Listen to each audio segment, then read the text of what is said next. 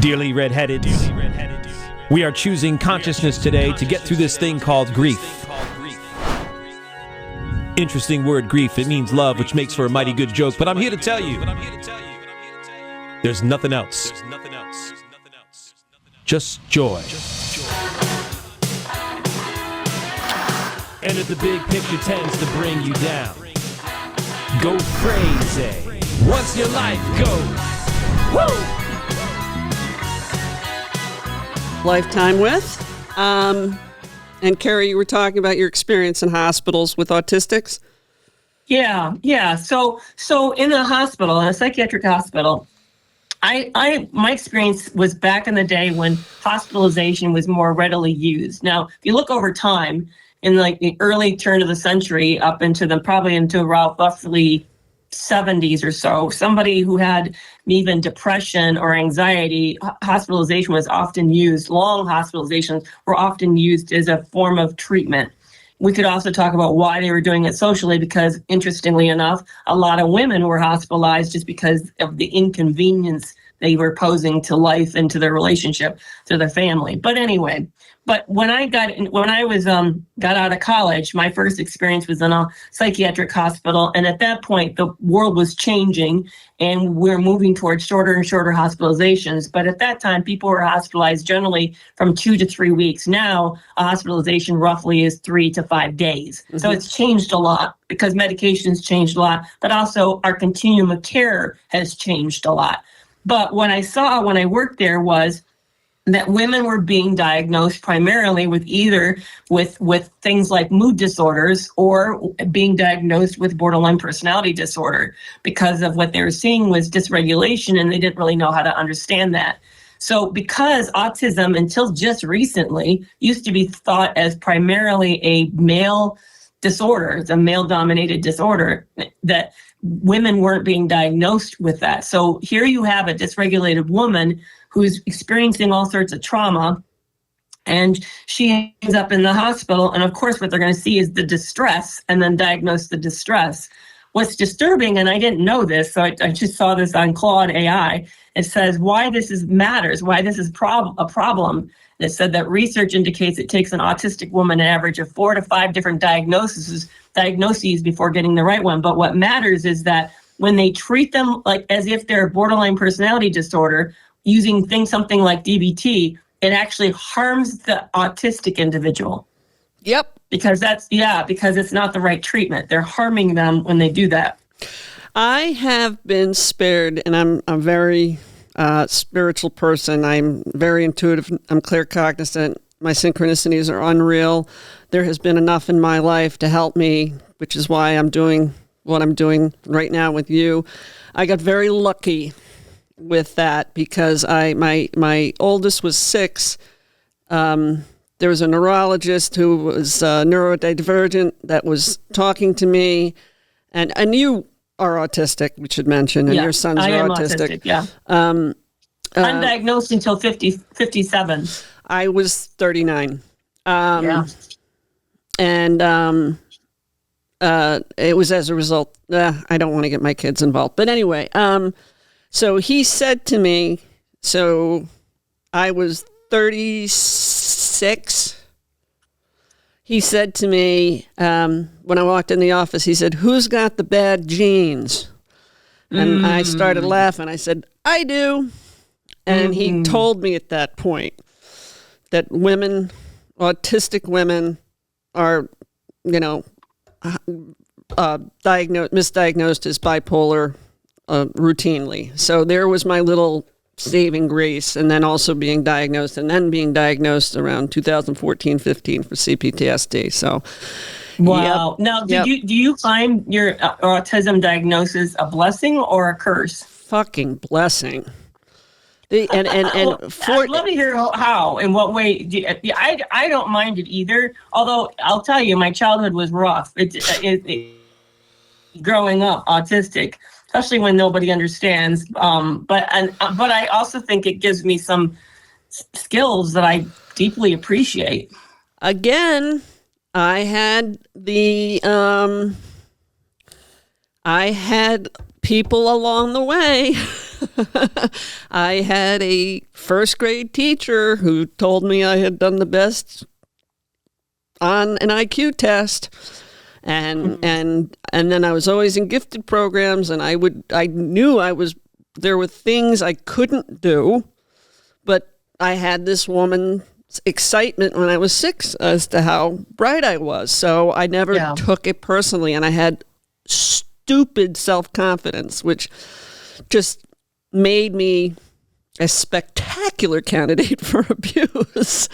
So when but I learned I was a fawner. I've learned that people. I'm a pretty compliant person, easygoing person in a lot of ways. I mean, I know my own mind, and I'm very determined on what I set my mind to. So that part, I'm not compliant when it comes to I'm going to do this and achieve this, and I will get there no matter what. But when it comes to people, I'm pretty compliant.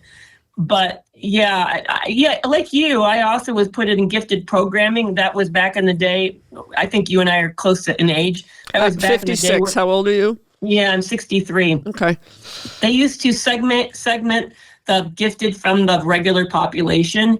I don't think they do that these days. My kids didn't get that experience, which I was frustrated with. But what helped was when you ran in the same group of 30, 40 people in my school of 300 students or so, a lot of them are autistic as well. Right. That's when autism popped. Bubble, When they fucking cut out gifted programs, that's when autism popped. Yeah. Oh, that's an interesting point. Yeah. So there's safety. I'll be here all week. Yeah, there's safety in that group. That was really amazing. No, and when I have promised my boys not to talk about them. There'll be a point in time where I hopefully they'll let me open the floodgates. But it was through having my oldest son that it was a parallel journey that led me to myself through him. Yeah. He was born. Sometimes I say prophet. Sometimes I say prolific. I don't. He was born to straighten me out and bring things to my attention. That is that I will talk about because it's not about him personally. It's just more about me.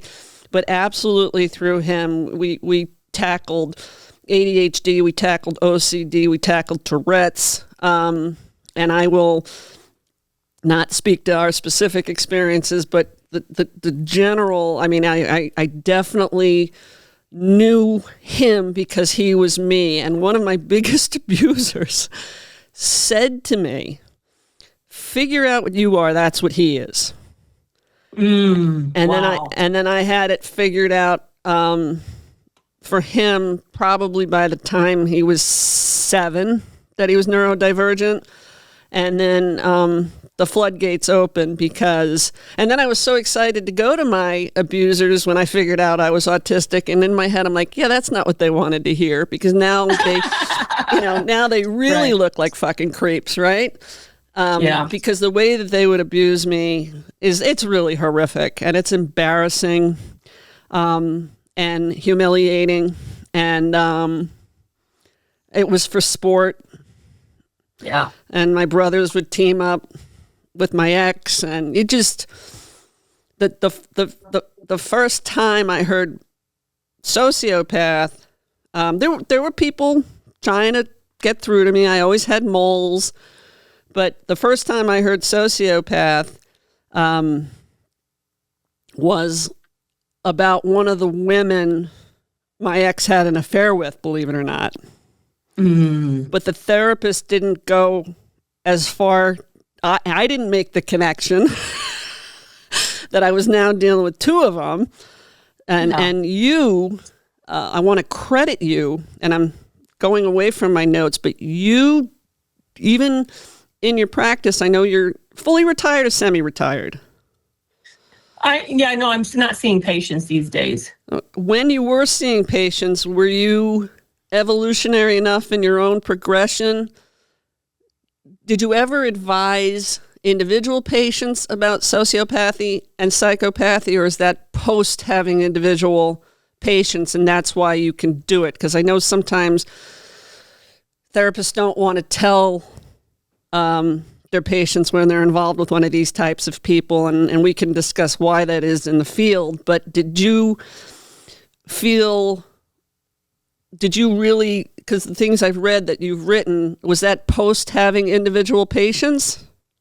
Well, I thought I wasn't a very good therapist back then. I worried about that, that I wasn't giving good counsel to people, because my goal back then was preservation of the relationship.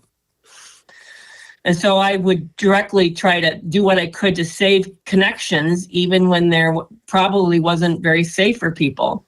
So I was very concerned about that. I was really concerned about that. But I had someone just recently reach out to me through Facebook and said, I was one of your past clients way back, and I want to let you know that you saved me. You told me that my partner was dangerous, and I got out. I listened to you and I got out. And you're right, this person was dangerous. So thank you so much. So I guess I did sometimes help. But I do feel bad about not knowing back then what I know today. Well, let me share something for your heart personally, and try to get me back on track. When the therapist that told me my ex had been involved with a sociopath told me that, not too long after that, we were in her office, or I was in her office, and she had been duped. And she said to me, I know what happened to her with her husband and a woman she was trying to help. They ended up it was, horrific. And she looked at me and she said, I have no business talking to you. It just happened to me. Oh, yeah. And so just so you know that, you were being a psychologist, you were tantalizing to your abuser. You need to know that. And I just want to. Oh, well, he even said that. He one of the. So what I think happened with mine's a serial. He's a serial predator. Well, they probably all are, but he's very serious about it. And during our 1 month break, we broke up, and that was when I discovered the bigger plan was after my money, because he made it really clear that cost me $800,000. Not good, but he was pursuing the life insurance that I'd gotten from my late husband's estate. And oh my God. So then I was deeply upset and distressed, because it was going to devastate me in my independence, and to a person who didn't deserve it. From a death of, for profiting from a death of my, from a love relationship anyway. So the whole thing was gross and very upsetting. But during that 1 month period, I did, because I got access to some of his. He what? You got cut out. He what? Oh, I counted, because I got access to some of his mobile devices, or like his iPad and whatnot, that he had at least 17 relationships in that 1 month period, that 3 week period. And I confronted him about that and asked him if that was an accurate number. And he goes, yeah, sounds about right. So yeah. He was very, very predatory. So where I was leading to is that I believe that it intrigued him that I was a psychologist, that he wanted to see if he could take on a psychologist. Yep. You know how Ted Bundy, near the end of his terrible career as a criminal, he raced to Florida because he wanted to sort of challenge because I read the book, The Stranger Beside Me by Ann Roll. And so by the way, she knew him personally. She worked with him at a suicide hotline. I thought that's fascinating. So she knew Ted Bundy. So she wrote this book about him, and she accounts at the end that he was then chasing and toying with the FBI, because toying with women got to be boring. So he wanted to kind of up the game and make it more cat and mouse. I think my ex is like that. I think my ex saw me as a psychologist and said, I live a double life. I'm always up to no good. Can I fool her too? Oh, yeah, absolutely. Yeah. Mine cost me $800,000. Oof. And I'm a financial advisor. Oh, geez. Mine, I haven't really, I think mine was close to $250,000. Yeah. This comes. And that's, by the way, that's not a divorce. That's the divorce. The divorce cost me nearly nothing. I did it by myself.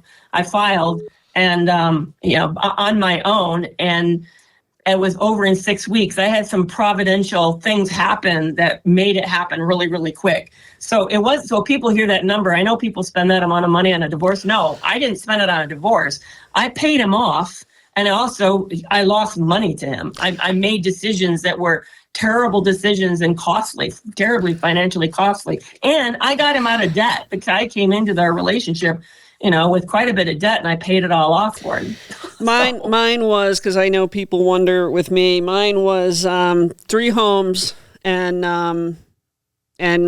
lack of child support. Yeah. And that I was I couldn't figure out, I know now, but I couldn't figure out why he was willing to financially destroy himself to destroy me. But I know that, and that's something, I mean, we can talk about financial abuse. That's a whole. Yeah. And also another thing you're bringing up, and it's a really good point to bring up, is we often end up thinking there's sort of 4 ways in which we view the world. I win, you win, kind of a collaborative view.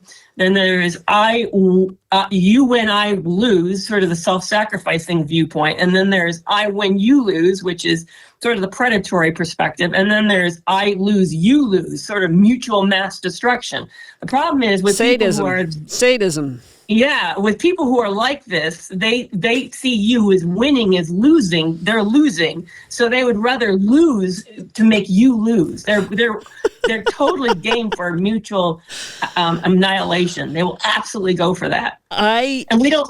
It's not logical. So we end up thinking, really, you're going to blow your life up in order to blow my life up. Oh yeah, absolutely. To them, that's winning. Yep. And I know that now, and I can speak to it. I can make jokes about it. As we're talking, my brain's wanting to slightly dissociate from this conversation, but I won't, because that's one of the biggest pains, obviously, because it fucked up my retirement. But I've turned it into, in finance, it obviously makes me a better financial advisor and more, I deal with... I always have attracted very incredible clients. In business, I've always done well. Personal life, family, different. So none of my clients are fazed by anything that I've been through, including, and I had to file for bankruptcy. I filed for bankruptcy before the divorce, and it was mortifying, and that was part of part of the enjoyment. You can imagine. It's a great. What was really hard for me was I knew what my net value was, or my net worth was, when my late husband passed away. We made a lot of really smart financial decisions, just conservative decisions. We didn't take lavish vacations. We lived on a budget at Christmas. We paid off debt. We lived debt-free the degree that we could. We just made lots and lots of smart decisions. So it left me in a good place. And then what was so painful was to watch the degree that, now I don't work because I have to. I work because I want to. But the painful degree that he impacted that, really injured it, which to me, it feels like he's injured the legacy, not only of my late husband, but also the legacy I want to leave my sons. Which they're not counting on that, and that's not a big issue to them, but it was a big issue to me. So when I got into this, there was a part of me thinking, I'm going to build this platform, build this brand as a way to make back what I lost, and to sort of in a way to say sort of fuck you to him, But, and I'm now realizing that probably I can't recoup what was lost. And I was feeling really bad about that because I get real driven. I work real hard. And my oldest sat down with me and said, why are you doing this? Why are you working so hard? And I explained all of this to him. And he said, yeah, but there's another way to look at this. He said, look at where you were when you left. Look at where you were financially when you left. You were gonna make it, but it was gonna be tough. He said, do you realize today, in the 6 years and 6.5 years that's passed, you're in a better financial position today than you were 6 years ago, and you've been living on it. I think he said, you've won. You did it. Maybe you won't go back to where you were when my husband died, But you're in a better position today than you were 6 years ago. Why can't you see that as success? Yeah. And it really hit me. He's right. He said, it's amazing. You've lived 6 years and you've not consumed it. You're in a better position today than you were 6 years ago. So sometimes I think we need to take a shift of how we see things and a shift to how we define the tragedy that we experience. It is easy for us to go back and say, yeah, like you said, he cost me $100,000. Yeah, and for me to say, yes, it cost me $250,000. That's painful. But when you look at, yeah, but on the other hand, are you better today? Are you rising up out of it? Are you rebuilding? Yeah. I have been. I've actively been doing that. Yeah, I know being in finance, I know better than anybody how to make back $800,000. And that's an 8, not a 1. I don't know if you heard that. Oh yeah, it was 8. Yeah, nearly $1 million. You said it was nearly $1 million. Yeah, I laid in bed one night, and I have to, being in finance, being autistic. I laid in bed. We were still together, and I said, "What is this motherfucker going to cost me?" And I came up with the number, and I'm not going to elaborate here. And I started to laugh, and then I knew what I had to do, and I did a great job. So I know that about myself. I'm gonna be fine. It's changed. Also, how I feel about finance, which I'm not going to get into now, but you can imagine. Yeah. But I think a lot of people walk away from these relationships feeling like there's a lack of justice. That's really what we're talking about. It's not just the numbers that the way we've been injured, but there's a lack of accountability, a lack of justice. And it's so unfair. People get really enraged. I feel enraged about the unfairness of that. But I've come to believe that me having a good life, and moving forward and living my best life is the best form of revenge. For me, my episode cleared the rage. I raged. I threw 1/3 to half the contents of my home that I was salvaging. Horrible things happened in that house, but it was the house I needed to parlay my financial recoup. And at the time when I made the decision to keep that house, I didn't know the extent of what had happened in it, around it. I mean, that poor house. and so I forgave the house. It wasn't the house's fault. He would have sex with one of my friends. I was one wall away asleep, and my boys were 3 walls away. Yeah, that's that's the tip of the motherfucking iceberg. Okay. Wow. Yeah.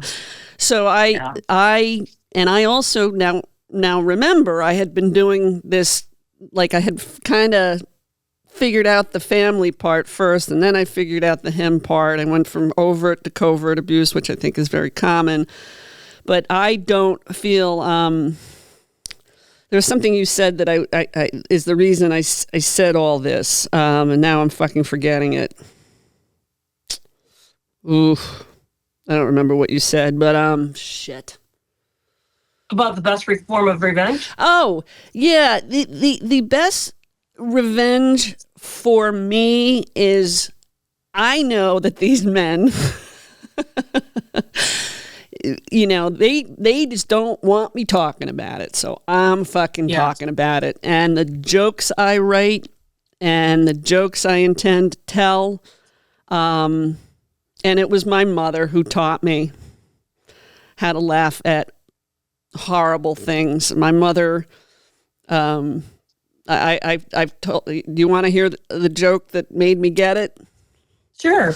Mom was, and I've told it before on here, so I'll make it brief. But Mom used THC for pain and gummies and tinctures in the last months of her life, and I used to indulge once in a while. I had figured out I was having psychedelic episodes, but once in a while I'd indulge with her. And I was sitting next to her, and I said, you know, Mom, in my defense, I really didn't start over drinking until I figured out, let's just say, the extent of his cruelty. And I said, when, he was fucking other women in the house type of comment, and my mother got hysterical laughing. And I just started to laugh, and I just thought, I can make this shit funny, man. I can make this shit funny. And that's what I do. And I always say, I know that there are women like this that do it to men. Of course, those stories I'm very familiar with, being in finance. I adore men. Hasn't made me hate men. But I just make it funny. He's somebody who has a heart condition, and he's a sex addict. So now he can't take Viagra. Come on. Is there a better fucking karma than that? Yeah. And the karma keeps coming. And I never, I didn't know the extent of, I still don't know the extent. I happen to, there's plenty of stories. I put two and two together, but he did a lot in plain sight because I'm autistic that went over my head, and that's where the humiliation part comes in. There was just. Yeah. You just. Me too. Right. And there's nothing more tantalizing than an autistic woman who is really fucking intelligent, because. What he used to say was, I would ask him, "What do you love about me?" And English was his second language, so sometimes he used words that were a little we don't use in everyday language. But he'd say, "You're without malice." Okay, let's translate that. He's saying, "Kerry, you're gullible." Yes. What do you love about me? I love that you're gullible. Yep. Sure. Yeah, great. My brother would tell me I have a target on my back. Oh, wow. Yeah, one of them. I have three brothers. And then my ex, it's funny because I can talk about it, but I'm like hyped right now. He, when I started figuring it out and I started laughing, I didn't see a lot of rage in him. The rage was directly affiliated with when he was breadcrumbing, and I was over it. There was a time where I can remember his mother was visiting, and that took me a long time to wake up to my mother-in-law. That's a whole nother fucking story. That was probably one of the latest things I realized. But I was in my office, and it was over. It was over.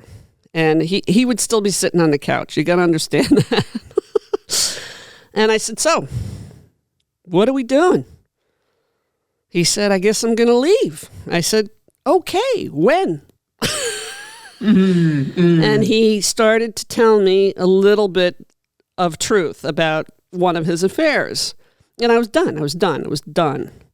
And I started to laugh. And he called me an ungrateful cunt, walked out of my office, looked at his mother and said, "That's what I get for being honest." And and he, the next day, came into the house, whatever the situation was. I said, "Hey," I was just going to use his name. I won't do that. I said, "Hey, I'm having T-shirts printed. Husband of the ungrateful cunt, son of the ungrateful cunt, mother-in-law of the ungrateful cunt." And he grabbed both my arms and shook me because I was fucking laughing at him. Yeah. So he knows. Yeah, because the sadist wants it to hurt. He wants to take pleasure from your pain. The fact that you were making a joke out of it and thought you were humiliating him. He saw it as exactly. That's actually a dangerous thing what you did. I know. Yeah. I know. And I know that talking about this is risky, and I just hope that I say enough. I know these men in particular in my life are wounded. I know more than I have empathy for my ex. I have empathy for my siblings. I won't ever not. I don't want them in my life, but I will never not want them to heal. And I think in my soul, I think our 3D narcissistic experience is about redemption. And I do think these people, I mean, people find redemption in fucking prison. Right. Why isn't the garden variety white collar psychopath able to seek redemption should they desire? And I'm not saying, it's going to be the lion's share of them.